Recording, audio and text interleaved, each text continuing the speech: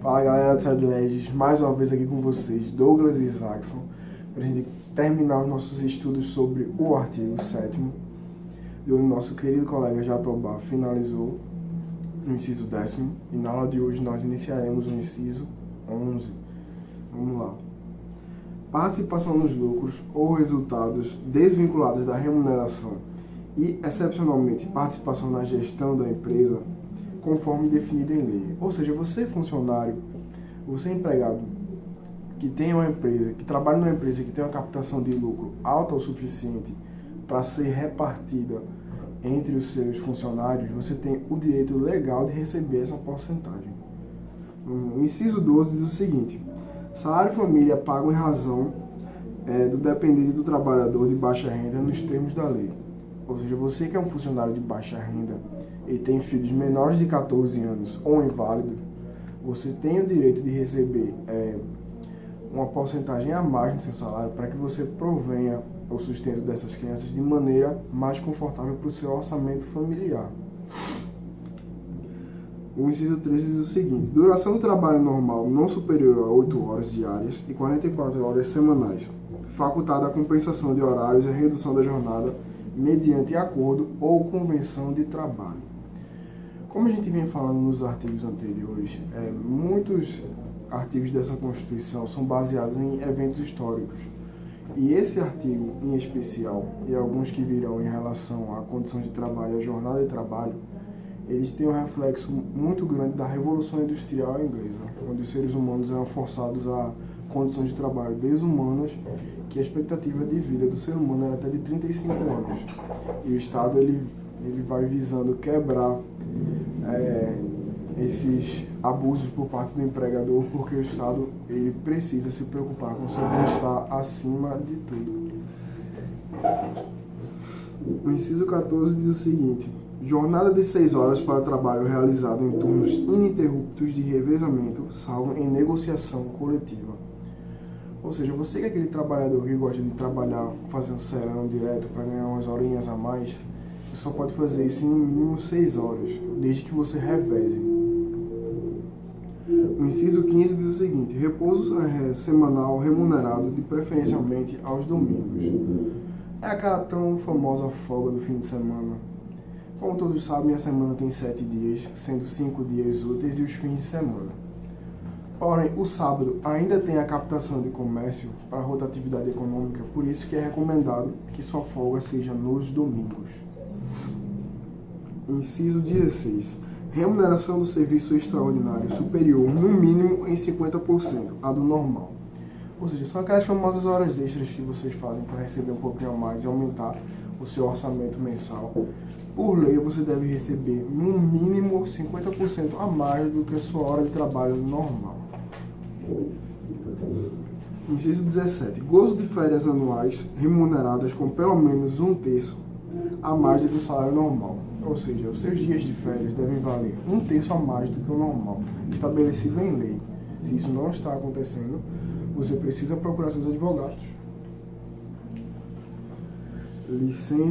Inciso 18. Licença gestante sem prejuízo do emprego e do salário, com duração de 120 dias.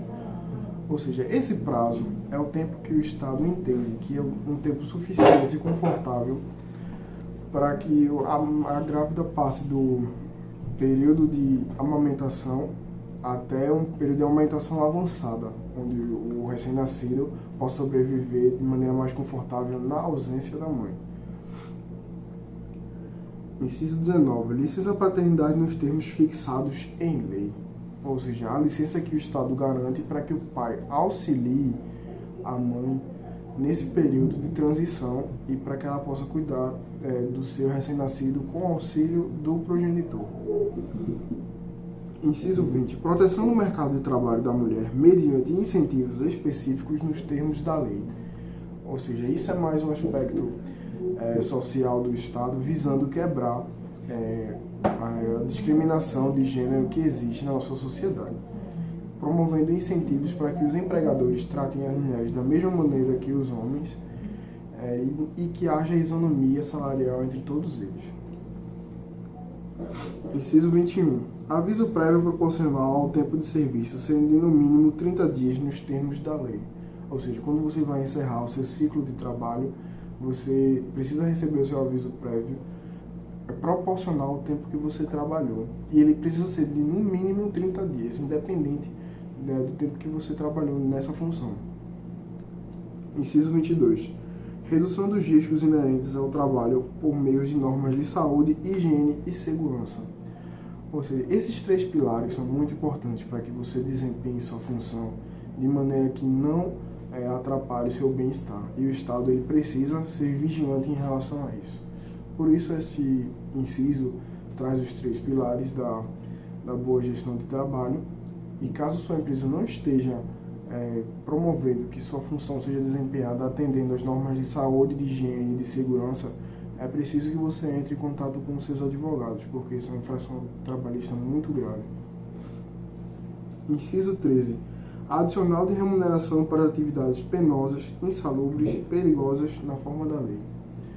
Ou seja, é o Estado, mais uma vez, visando o seu bem-estar, fazendo com que aquelas pessoas que desempenham as funções que infelizmente precisam ser desempenhadas pelos seres humanos, sendo expostas a perigo, a riscos biológicos ou algum tipo de ameaça, que eles recebam um pouquinho a mais em relação a essa função. Inciso 24 traz um benefício social que é muito conhecido por todos nós, que é a da aposentadoria. Você que chegou a um limite de idade e passou um período de contribuição na Previdência Social, tem o direito de receber esse benefício até o fim da sua vida. 25. Assistência gratuita aos filhos e dependentes desde o nascimento até 5 anos de idade em creches e pré-escolas. Isso é mais uma vez o Estado visando que você desempenhe a sua função na sua empresa ou no seu estabelecimento de maneira que você não se preocupe com os seus filhos recém-nascidos ou até crianças menores, fazendo com que os empregadores dê a você um auxílio para que você possa colocar eles em creches e pré-escolas sem se preocupar para desempenhar a sua função. Inciso 26. Reconhecimento das convenções e acordos coletivos de trabalho. Ou seja, o empregador ele é obrigado a reconhecer suas trocas de turno que você faz entre os funcionários ou trocas de folga, os chamados de acordos coletivos de trabalho. Inciso 27. Proteção em face da automação na forma da lei. Como a gente vinha dizendo antes, alguns incisos têm um contexto histórico muito forte. E isso também traz um pouco da Revolução Industrial, que traz a proteção da sua função em relação à automação, ou seja, a sua função ela não pode ser substituída por uma máquina. O trabalho humano ele precisa ser totalmente valorizado. Inciso 28.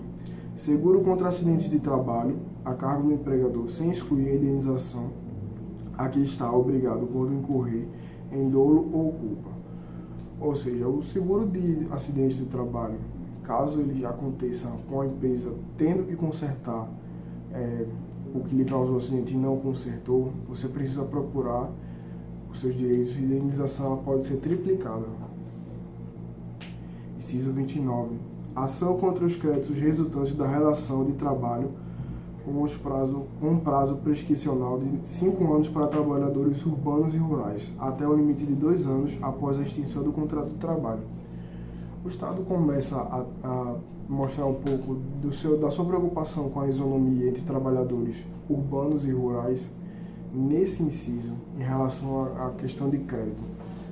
E é muito importante que o Estado vise quebrar a barreira entre trabalhadores urbanos e rurais para que todos recebam o mesmo direito e sejam protegidos pelos mesmos artigos e incisos de lei. Inciso 30. Proibição de diferenças de salário de exercícios de função e de critério de admissão por motivo de sexo, idade, cor ou estado civil. Mais uma vez, isso é um reflexo muito forte do princípio da isonomia do Estado, querendo quebrar as discriminações existentes entre os funcionários para que todos sejam tratados de maneira igual. Inciso 31. Proibição de qualquer discriminação no tocante a salário e critérios de admissão do trabalhador ao portador de deficiências. Ou seja, Aqueles que possuem deficiência física ou mental, eles não podem ser tratados de maneira diferente de outros funcionários considerados que não têm esses problemas por função do empregador. Inciso 32. Proibição de trabalho, de distinção entre o trabalho manual, técnico e intelectual, entre profissionais respectivos.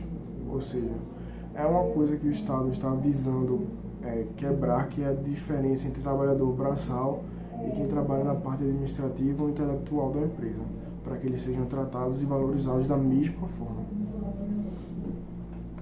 Inciso 33. Proibição de trabalho noturno e perigoso ou insalubre a menores de 18 anos de qualquer trabalho a menores de 16 anos, salvo na condição de aprendiz a partir dos 14 anos. Esse inciso traz uma coisa muito interessante, que é a lei do menor aprendiz, que é uma coisa muito boa para jovens com 14 anos, para que eles sejam inseridos no mercado de trabalho, para que quando vier desenvolver a função de trabalhador contratado mesmo, eles possam ter a experiência pregressa dessa função de aprendiz. E você que é menor de 14 anos, eu recomendo que você procure os estabelecimentos de menor aprendiz, porque é uma experiência muito válida. E o inciso 34 diz o seguinte: igualdade de direitos entre o trabalhador com vínculo empregatício permanente e o trabalhador avulso. Ou seja, você que faz freelancer e você que é empregador contratado estão assegurados pelo mesmo rol de direitos e funções e garantias que qualquer outro trabalhador que existe. E o nosso parágrafo único elenca uma quantidade de incisos que são respectivos à aplicabilidade também da categoria de empregadas domésticas. Isso é muito importante que vocês leiam depois. E é isso. Segue a gente lá no Instagram, assiste nossos vídeos no canal, assiste nossa playlist. E é nóis, o pesadelo continua.